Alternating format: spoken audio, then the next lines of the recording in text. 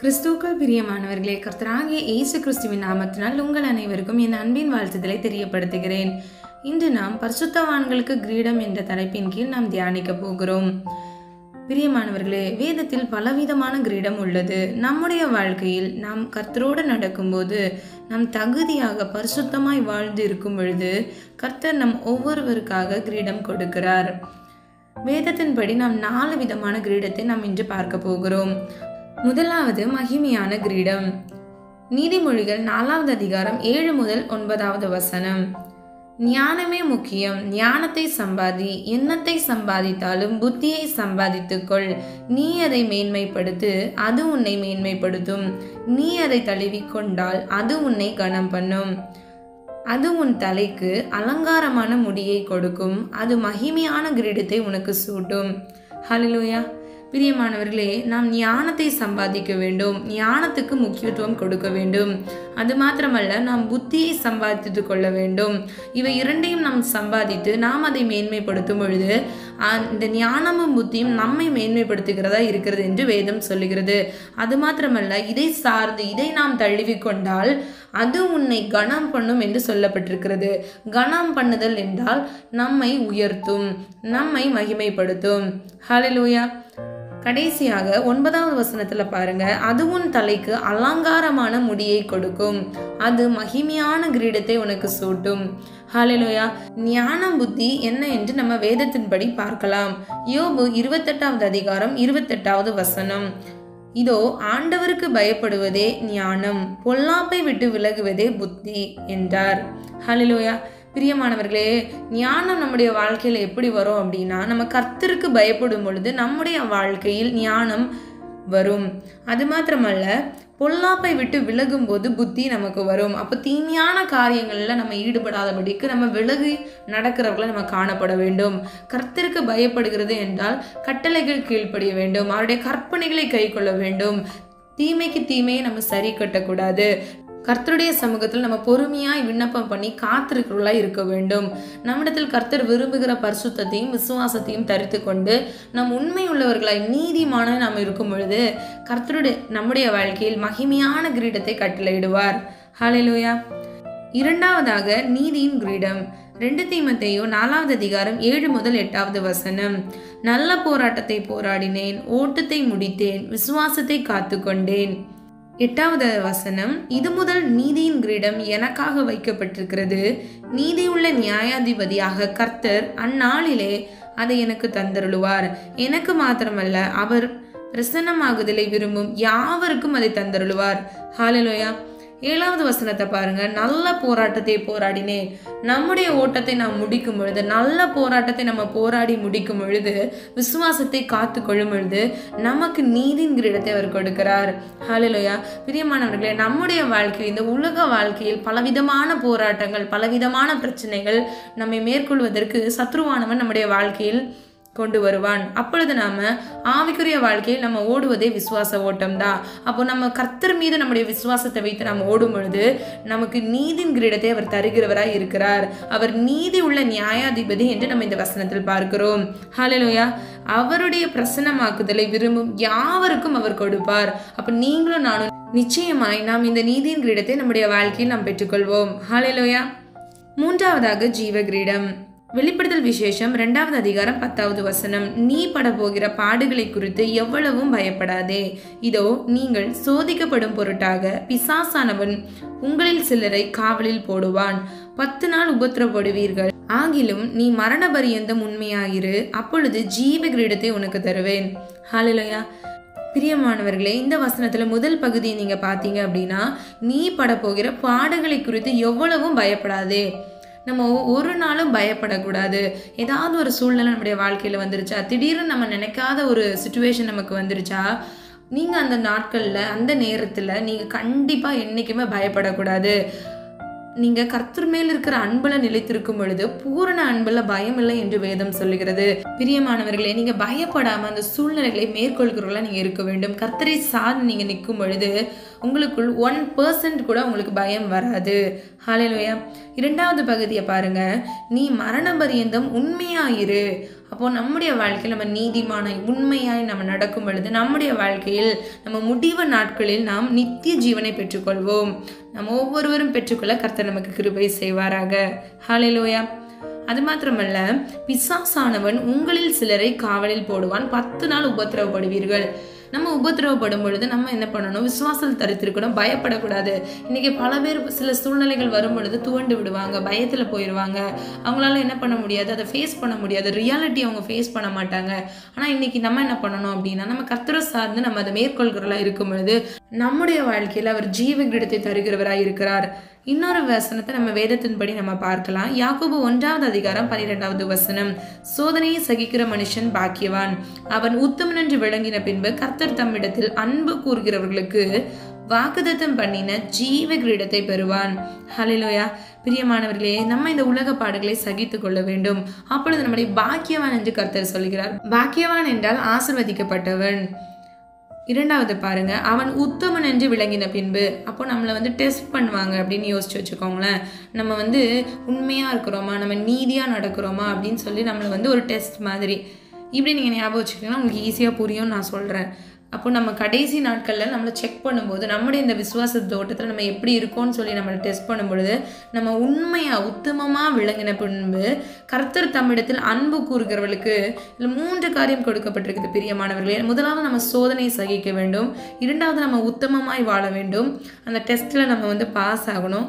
3வதாக கர்த்தர் தம்மிடத்தில் அன்பு கூறுகிறவர்களுக்கு வாக்குத்தத்தம் பண்ணின ஜீவ கிரீடத்தை பெறுவான் என்று சொல்லப்பட்டிருக்கிறது. பிரியமானவர்களே, அன்பு கூறுறது அப்படின்னா நம்ம உத்தமனா வாழ்ந்தா மட்டும் போதாது, நம்ம சோதனைகளை சகித்து மேற்கொண்டா மட்டும் போதாது, நம்ம கர்த்தரிடத்தில் அன்பு கூற வேண்டும், கட்டளைகளுக்கு கீழ்ப்படிய வேண்டும், கற்பனைகளை கை கொள்ள வேண்டும். அப்பொழுது கர்த்தர் நமக்கு, உங்களுக்கும் எனக்கும் வாக்குத்தத்தம் பண்ணின அந்த ஜீவ கிரீடத்தை நாம் ஒவ்வொருவரும் பெற்றுக்கொள்கிறவர்களா இருப்போம். ஹல்லேலூயா. 4வதாக அழிவில்லாத கிரீடம்.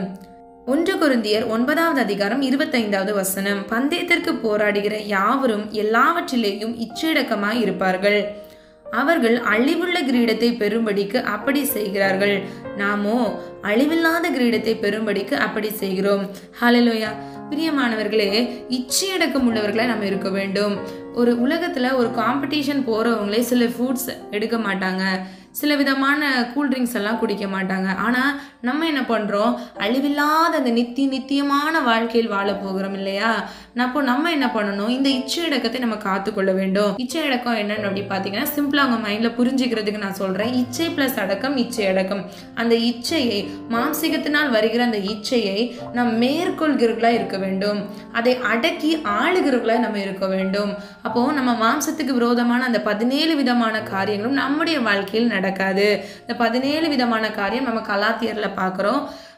எக்ஸாம்பிளுக்கு நம்ம விபச்சாரம், வேசித்தனம், அசுத்தம், கோபங்கள் கலாத்தியர்ல நீங்க இதை பார்க்கலாம். பிரியமானவர்களே, நம்ம இந்த இச்சையை நம்ம அடக்கும் பொழுது நம்முடைய வாழ்க்கையில் அழிவில்லாத கிரீடத்தை நாம் பெறப்போகிறோம். ஹல்லேலூயா. பிரியமானவர்களே, இந்த உலகம் ஒரு நாள் முடிந்து போக போகுது. இந்த வாழ்க்கை நமக்கு பெர்மனன்ட் கிடையாது இல்லையா? நம்ம இந்த மாம்சம் மண்ணுக்கு போக போகுது. ஆவி தன்னை தந்த தேவனிடத்தில் போகிறது, ஆத்மாவோ இளைப்பாருக்கு போக போகிறது. ஹல்லேலூயா. பிரியமானவர்களே, நம்ம அழிவில்லாத கிரீடத்தை ஒவ்வொருவரும் பெற்றுக்கொள்கிறோம் என்ற நிச்சயத்துடன் வாழ்கிறவர்கள நம்ம இருக்க வேண்டும். பிரியமானவர்களே, இந்த 4 விதமான கிரீடத்தை நம்ம பார்த்தோம். முதலாவது மகிமையான கிரீடம், 2வது நீதியின் கிரீடம், 3வது ஜீவ கிரீடம், 4வது அழிவில்லாத கிரீடம். இன்னும் பல கிரீடங்கள் வேதத்தில் கொடுக்கப்பட்டிருக்கிறது. கர்த்தருக்கு சித்தமான நம்ம இனி வர நாட்களில் நம்ம அதை பார்க்கலாம். இந்த 4 வகையான கிரீடத்தை நம்ம பெற்றுக்கொள்ளும் பொழுது நம்முடைய வாழ்க்கையில் எப்படி இருப்போம் அப்படின்னா, ஏசாயா 62 அதிகாரம் 3வது வசனம். நீ கர்த்தருடைய கையில் அலங்காரமான கிரீடமும் உன் தேவனுடைய கரத்தில் ராஜமுடியுமாய் இருப்பாய். ஹல்லேலூயா. பிரியமானவர்களே, நாம் கர்த்தருடைய கரத்தில் அலங்காரமான கிரீடமாய் நம்ம இருப்போம். எவ்வளோ பெரிய சந்தோஷம் பார்த்தீங்களா? நம்மளை கர்த்தர் அந்த அளவுக்கு உயர்த்துகிறவராய், மேன்மைப்படுத்துகிறவராய் இருக்கிறாரு. நம்ம வேதத்தின்படி இயேசு கிறிஸ்துவுக்கு அநேக கிரீடம் இருந்தது. அது என்ன சொல்லி நம்ம பார்க்கலாம். வெளிப்படுத்தல் விசேஷம் 19வது அதிகாரம் 12 முதல் 13வது வசனம். அவருடைய கண்கள் அக்னி ஜுவாலை போல் இருந்தன. அவருடைய சிரசின் மேல் அநேக கிரீடங்கள் இருந்தன. அவருக்கே அன்றி வேறொருவருக்கும் தெரியாத ஒரு நாமமும் எழுதியிருந்தது. இரத்தத்தால் தோய்க்கப்பட்ட வஸ்திரத்தை தரித்திருந்தார். அவருடைய நாமம் தேவனுடைய வார்த்தை. ஹல்லேலூயா. பிரியமானவர்களே, கர்த்தருடைய சிரசின் மேல் அநேக கிரீடங்கள் இருந்தது. பிரியமானவர்கள், இந்த உலக வாழ்க்கையில் நம்ம பரிசுத்தமாய் வாழும் பொழுது, நாம் தகுதியாக இருக்கும் பொழுது, கர்த்தரோடு கிட்டி சேரும் பொழுது, கர்த்தர் நம்முடைய வாழ்க்கையிலும் பலவிதமான கிரீடத்தை கொடுத்து நம்மை மகிமைப்படுத்துகிறார், நம்மை மேன்மைப்படுத்துகிறார், நம்மை உயர்த்துகிறார். பிரியமானவர்களே, இந்த கிரீடத்தை கர்த்தர் நம்முடைய வாழ்க்கையில் கொடுக்கிறார். ஆனால் இதை நம்ம காத்து கொள்கிறவர்களா இருக்க வேண்டும். வேதத்தின்படி புலம்பல் 5வது அதிகாரம் 16வது வசனம், எங்கள் தலையிலிருந்து கிரீடம் விழுந்தது, ஐயோ நாங்கள் பாவம் செய்தோம். ஹல்லேலூயா. பிரியமானவர்களே, நம்ம ஒவ்வொருவரும் ஜாக்கிரதையா இருக்க வேண்டும். கர்த்தர் நம்முடைய வாழ்க்கையில் கொடுத்த இந்த அற்புதமான இந்த கிரீடத்தை பாதுகாத்து கொள்ள வேண்டும். வசனத்தின்படி பார்த்தோம் அப்படின்னா, பாவம் செய்யும் போது அந்த கிரீடம் என்ன ஆகுது அப்படின்னா கீழே விழுந்துருது இல்லையா? அப்போ நம்ம வாழ்க்கையில என்ன பண்ணணும்? நம்ம நீதிமான வாழும் பொழுது, கர்த்தரை கிட்டி செல்லும் பொழுது மிகவும் ஜாக்கிரதையாய் பரிசுத்தத்தோடு நீதியோடு நம்ம நடக்கணும்.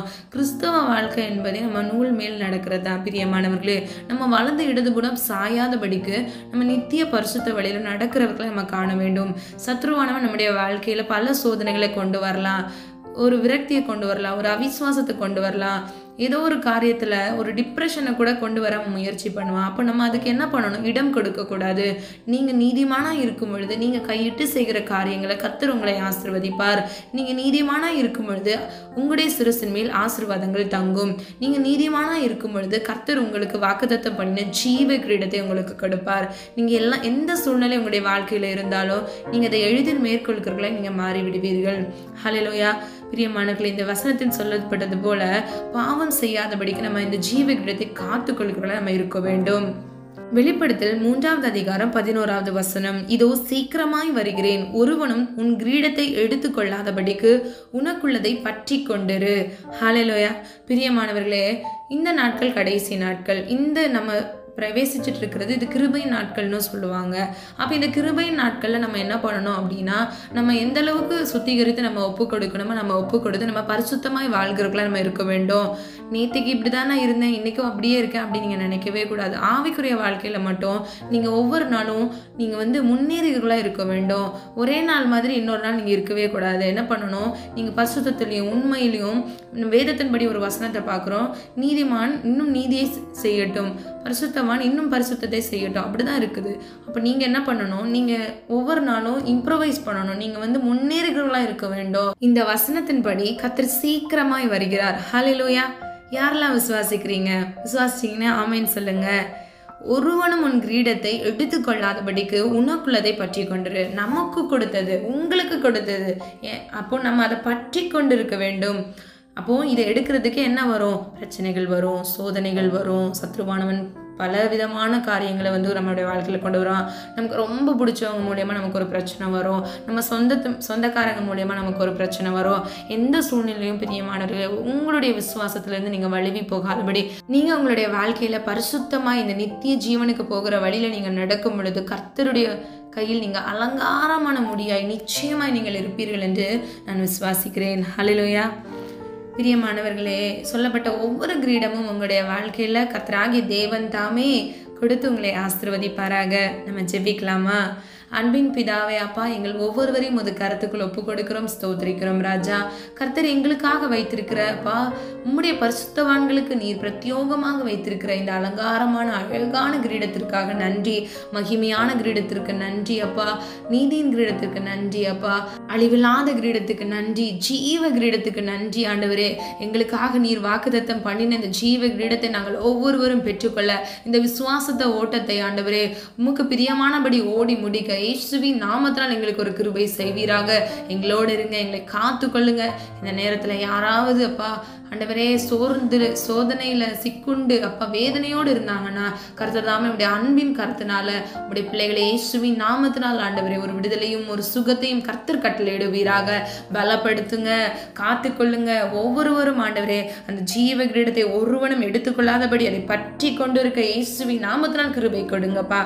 பாவம் செய்யாதபடிக்கு அப்பா இந்த ஜீவ கிரீடத்தை நாங்கள் பெற்றுக்கொள்ள வாழ்வின் எல்லை முடிவு பந்தம் வரையிலும் கர்த்தருக்காக நிலைத்திருக்க அப்பா இந்த விசுவாசத்தை ஓட்டத்தை ஓடி முடிக்க இயேசுவின் நாமத்தினால் எங்களுக்கு கிருபை செய்யுங்க. அந்த கருத்தில் ஒப்பு கொடுக்கிற எல்லா ஜெபத்துக்கும் ஆமென் என்றும் நீ பதில் கொடுத்து விட்டு அதற்காக நன்றி செலுத்துகிறேன். இப்ப இயேசு கிறிஸ்து மூலம் ஜெபிக்கிறோம் பிதாவே, ஆமென். கர்த்தராகிய தேவன் தாமே உங்களுடைய வாழ்க்கையை வெளிச்சமாய் மாற்றி உங்களுடைய வாழ்க்கையில் கர்த்தர் வாக்குத்தத்தம் பண்ணின ஜீவ கிரீடத்தை நீங்கள் ஒவ்வொருவரும் பெற்றுக்கொள்ள உங்களுக்கு கிருபை செய்து ஆசீர்வதிப்பாராக. God bless you.